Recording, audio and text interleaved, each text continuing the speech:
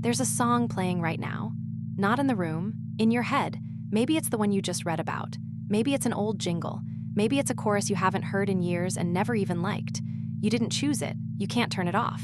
And the strangest part is this: there's no music playing, no speaker, no sound in the air at all. And yet you can hear it, clear as day, looping the same 4 seconds over and over, as if some tiny stubborn radio switched itself on inside your skull. Almost everyone gets them. Most people every single week. We call them earworms and we treat them like a small, silly annoyance. But stop for a second and really look at what's happening. Your brain is generating a vivid, detailed experience out of nothing, without your permission, and refusing to stop. So where is the music actually coming from? Why that song, and why won't it leave? By the end of this video, you'll understand exactly what's playing that loop, why it gets stuck, and what it quietly reveals about a part of your mind you almost never get to hear. Let's start by naming it.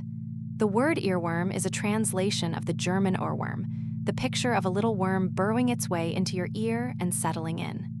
Scientists prefer a colder phrase, involuntary musical imagery, but the idea is the same. A piece of music that plays in your mind entirely on its own. And this is not some rare glitch in a few unlucky people. When researchers at Goldsmiths, University of London, including Lauren Stewart and Kelly Jakubowski, started collecting thousands of these reports from the public, a clear picture emerged.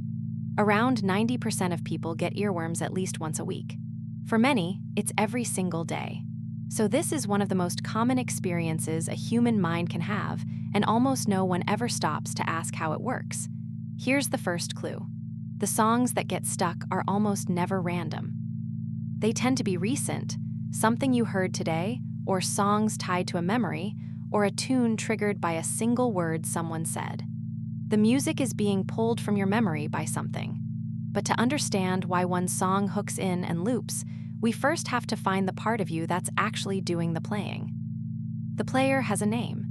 In the 1970s, psychologist Alan Baddeley mapped out how we hold sound in the mind, and he described a small mental space he called the phonological loop. Think of it as your inner ear and inner voice working together. It's the quiet stage where you replay a phone number to keep it from slipping away, or hear a sentence in your head before you say it out loud. It was built to hold a few seconds of sound, briefly, and then let it fade. A catchy song is like a perfect key for that little lock. It slips into the phonological loop and starts running laps. And why do some songs fit the lock so perfectly? Kelly Jakubowski studied exactly this. She compared the tunes people reported as earworms against songs that never seemed to stick, and found a pattern. The sticky ones tend to move at a faster, walking pace tempo.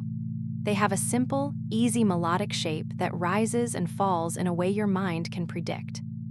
And then, crucially, they throw in one small surprise, an unexpected leap, or an odd little interval, a hook that catches. Predictable enough to sing along, strange enough to notice. That combination doesn't just enter the loop, it refuses to leave. But being catchy only explains how a song gets in. It still doesn't explain the loop itself. Why round and round forever, instead of just playing once and stopping? The loop comes from something almost no one expects: your brain's deep hatred of unfinished things. In 1927, a psychologist named Bluma Zeigarnik noticed that waiters could remember the details of an order perfectly, right up until the moment the bill was paid. Once the task was finished, the memory vanished. Our minds hold on tight to what is incomplete and let go of what is done. This became known as the Zeigarnik effect, and it may be the engine of the earworm. Because most of the time, you don't have the whole song stored in your head. You have a fragment, the chorus, the hook, a piece with no ending. And to your brain, an unfinished tune is an open loop, a task left undone, so it keeps returning to it, trying to complete a song it doesn't fully know. Researcher Ira Hyman found something that fits this perfectly. Earworms tend to strike when your mind is left idle, when you're walking, showering, doing dishes, drifting. Give the mind nothing to chew on, and it reaches for the nearest unfinished loop and presses play. It's not the song haunting you. It's your own mind, circling back again and again to a door it can't quite close. Which raises an obvious question. If it's an open loop, can you close it? Can you actually make an earworm stop? It turns out you can, and the tricks reveal exactly what's going on. The first one sounds like a joke, but it's real science. Chew gum. In 2015, researcher Phil Beeman and his team at the University of Reading had people try to hold back an earworm while chewing, and it worked.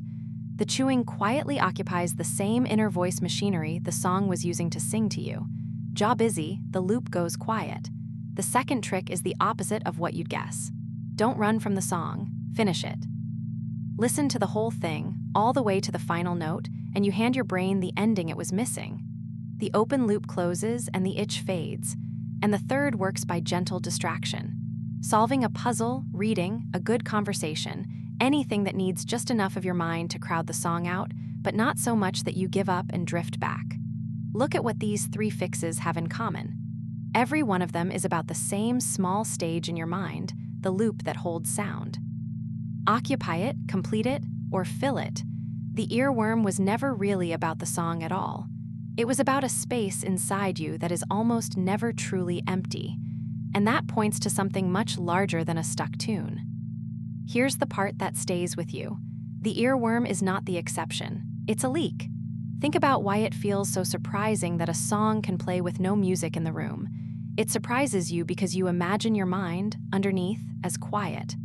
A calm, silent space that only fills up when something happens to you. But that's not what's down there. Beneath your thoughts, your mind is never still. It is constantly humming, rehearsing, replaying, generating sound and images and half-sentences all on its own, whether you ask it to or not. Most of that stream stays below the surface, too faint to notice. The earworm is simply the rare moment when one loop gets loud enough to break through, and you finally hear the machinery that's been running the whole time. That song stuck in your head is proof of something astonishing. Your brain does not wait for the world to give it an experience. It makes experience, tirelessly, out of nothing, in the dark. The silence you thought there was never really silence. It was a song playing just quietly enough that you mistook it for peace. So no, you can't quite turn it off. But maybe that was never a flaw. That stubborn little loop is a tiny window into the most restless, creative thing you will ever own. A mind that sings to itself when no one is listening. That keeps a rhythm going in the dark. That would rather replay 4 seconds of a song forever than sit in true silence, because true silence may not be something your brain even knows how to do. We spend so much energy trying to quiet our minds. Chasing stillness, wishing the noise would stop. But the next time a song loops in your head uninvited, try to hear it differently. It's not a malfunction. It's a signal from the part of you that never sleeps, never stops making, never stops playing. The same part that hums a tune while you wash the dishes is the part that will one day hand you an idea out of nowhere, or a memory you didn't ask for, or a feeling you can't explain. The music was in there all along. The earworm just turned up the volume for a moment so you could finally hear yourself think. If this made you listen to your own mind a little differently, stay curious, and I'll see you in the next one.